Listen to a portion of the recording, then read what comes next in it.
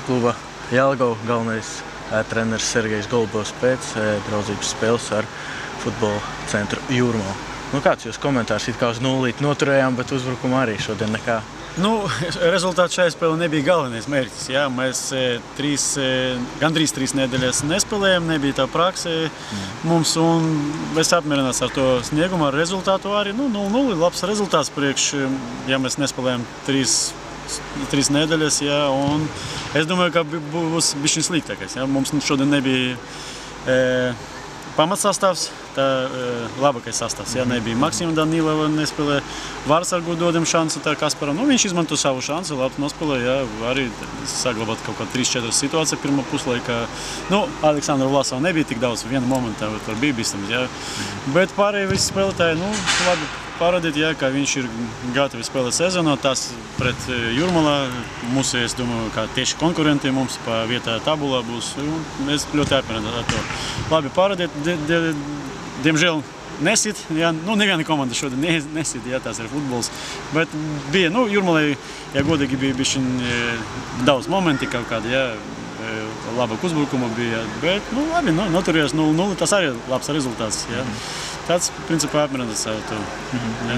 Un mums jādomā, ka mums pēc dienas arī spēlē ar metu. Jā, tas arī bišķiņ saglabāt spēkus. Jā, mums ne visi izgāja uz laukumu, pārējie tas pats Džuļov, viņš spēlē tikai kaut kā 10 minūtes. Jā, protams, ka viņš domās, ka pamats sastāv spēlētājs, bet dodam iespējami viņam pret metī jāspēlē. Un 3 nedēļas nespēlējāt, tad laikam bija tāds nopietnāks tas treniņu process, un kā vispār jūtās? Mums bija priekš tāda laika, mums bija daudz spēles, jā, mēs spēlējām tur kaut kādi 5 vai 6 spēles, jā, un nebija tā katru dienu, mēs spēlējām, un jādod čāriem bišķiņi atpūties, jā, un tā mēs trenējamies gandrīz visu mēnešu bez kaut kādiem brīvdieniem, jā, un bija mums 4 dienas brīvdienās, un bišķiņ patrenēs, un tā pirmā spēle, jā. Mums nebija tā spēle plānoša, jā, mums tā Jūrmalā piedāvāt tā iespējami, ja mēs izmantojam, jā. Mums plānoša bija tikai ar metu. Ar pretinikām šogad ir grūti, jā, Lietuvai sākus čempionāts šajā nedēļā. Igaunijā jau sāk, un tāda pretinika nav. Gandrīz ar visiem no mūsu līga mēs ar saspēlējušiem, jā, gandrīz ar visiem pretinikam. Tas, labi. Kāda tur situācija ar Renesu? Šodien redzējām, bet viņš laikam būs prom. Viņš nebūs komanda, jā, 90% ka viņš nebūs komanda, jā. Diemžēl par Keitu Samailu viņš arī nebūs komanda. Tas ir tas ir dzīve, jā. Protams, ka es gribu viņu paturēt, līdzīgi tas, ka mums ir, tas ir, jā, bet, nekas.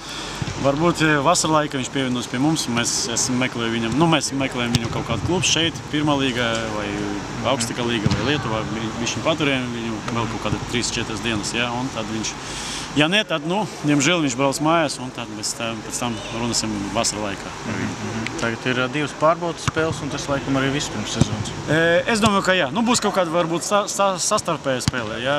Ar 2 sastāviem mēs spēlējām tur Jelgava Maksima laukumā, bet ar pretinikam, jā, būs Meta un būs 15. datumā ar VFC Daugavas pirmā līga līderis, jā.